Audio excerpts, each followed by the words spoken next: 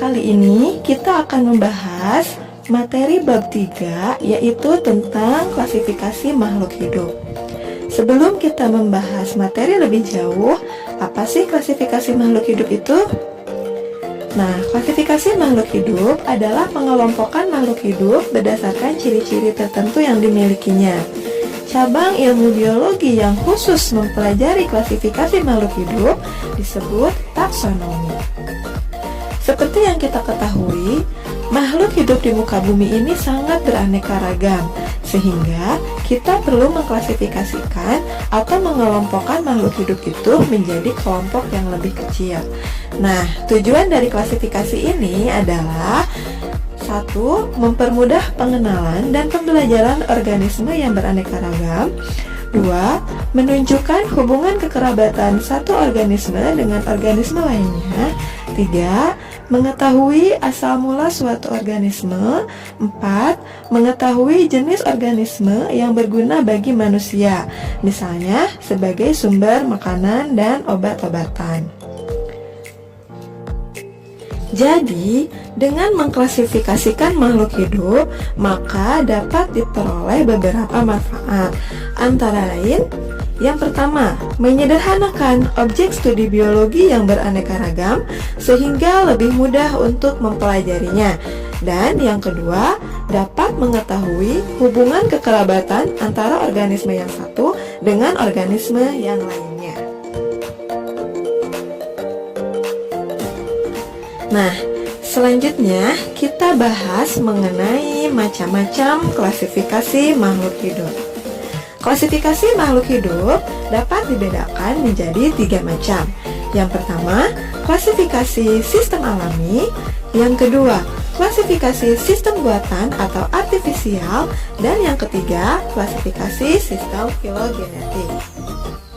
Yang pertama ada klasifikasi sistem alami. Klasifikasi sistem alami adalah cara pengklasifikasian atau pengelompokan makhluk hidup berdasarkan banyaknya persamaan ciri morfologi yang dimiliki oleh makhluk hidup tersebut. Sistem klasifikasi alami ini pertama kali dikemukakan oleh Aristoteles yang membagi makhluk hidup menjadi 2 kingdom, yaitu hewan dan tumbuhan. Pada pengamatan sistem ini dilakukan dengan mengamati bentuk luar tubuh antara lain warna, ukuran tubuh, bentuk daun, bentuk paruh, bentuk kaki, dan bentuk batang. Contoh pengelompokan menggunakan klasifikasi ini adalah membagi tumbuhan menjadi 4 kelompok, yaitu pohon, perdu, semak, dan herba. Contoh lain, kita juga bisa membagi tumbuhan berdasarkan banyaknya keping biji, yaitu ada monokotil yang memiliki keping biji 1 dan dikotil yang memiliki keping biji 2. Nah, contoh untuk pengelompokan hewan, misalnya ada cecak, katak, kadal, dan kambing yang dikelompokkan menjadi hewan berkaki 4.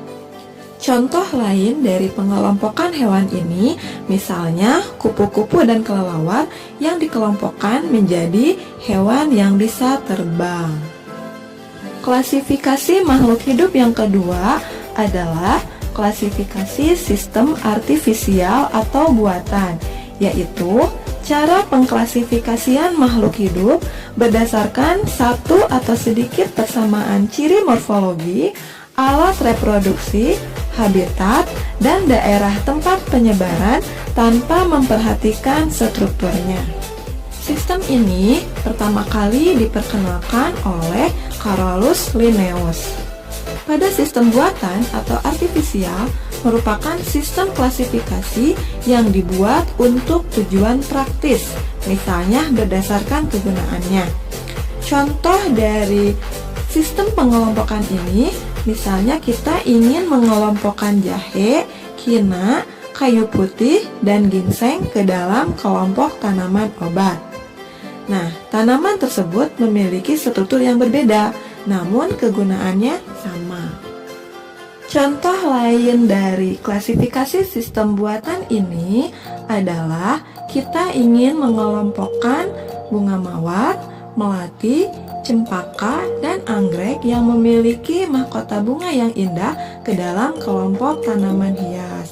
Atau misalnya kita ingin mengelompokkan padi, jagung, gandum, dan ubi sebagai tanaman makanan pokok.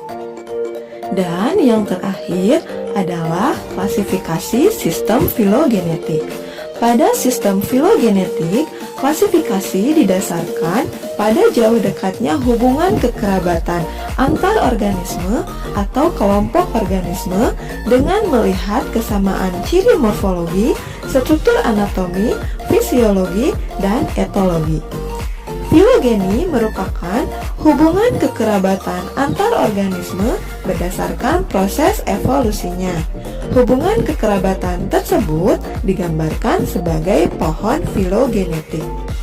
Klasifikasi sistem filogenetik diperkenalkan sejak munculnya teori evolusi yang dikemukakan oleh Charles Darwin pada tahun 1859. Demikianlah video pembelajaran kali ini. Sampai jumpa pada video pembelajaran berikutnya. Tetap semangat belajar dan jaga kesehatan. Terima kasih. Wassalamualaikum warahmatullahi wabarakatuh.